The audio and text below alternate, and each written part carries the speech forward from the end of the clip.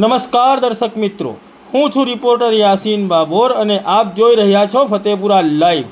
આજના મહત્વના સમાચારની વાત કરીએ તો ગુજરાત એસટીના વિભાગીય નિયામકે ફતેપુરા કંટ્રોલ પોઈન્ટની ઓચિંતી મુલાકાત લીધી। ઉપસ્થિત અગ્રણીઓ અને આગેવાનો સાથે વિવિધ મુદ્દે ચર્ચાઓ કરીને ફતેપુરા કંટ્રોલ પોઈન્ટનું નિરીક્ષણ અને સમીક્ષા કરીને ફતેપુરા કંટ્રોલ પોઈન્ટના કંટ્રોલરને જરૂરી સૂચનાઓ અને માર્ગદર્શન આપ્યું।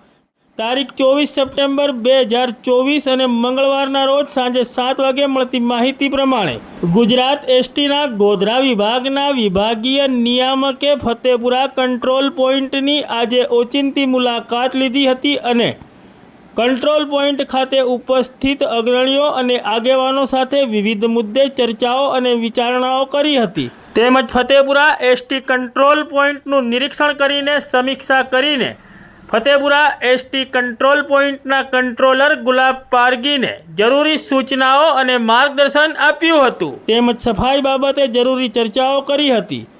આ વેળાએ ફતેપુરા કંટ્રોલ પોઈન્ટ ખાતે ઉપસ્થિત ગામના અગ્રણી આગેવાન અને સમાજ સેવક ચંપક પંચાલ સહિત વિવિધ આગેવાનોએ ફતેપુરાથી જાલોદ સાંજે 5 વાગ્યે લોકલ બસ ચાલુ કરવા માટે રજૂઆત કરી હતી। તેમજ તેઓએ વધુમાં જાલોદથી ગલિયાકોટ જતી બસ દિવસમાં 2 ફેરા મારે તેવી પણ રજૂઆત કરી હતી। તેમજ આગેવાનોએ વધુમાં રજૂઆત કરી હતી કે ફતેપુરા બસ કંટ્રોલ પોઈન્ટ ખાતે આરસીસી રસ્તો તૂટી જતા અહીં મોટા ખાડા પડી જવા પામ્યા છે।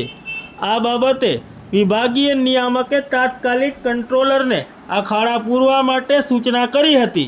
આમ ગુજરાત એસટીના વિભાગીય નિયામકે ફતેપુરા કંટ્રોલ પોઈન્ટની ઓચિંતી મુલાકાત લીધી અને કંટ્રોલ પોઈન્ટના કંટ્રોલરને જરૂરી સૂચનાઓ અને માર્ગદર્શન આપ્યું।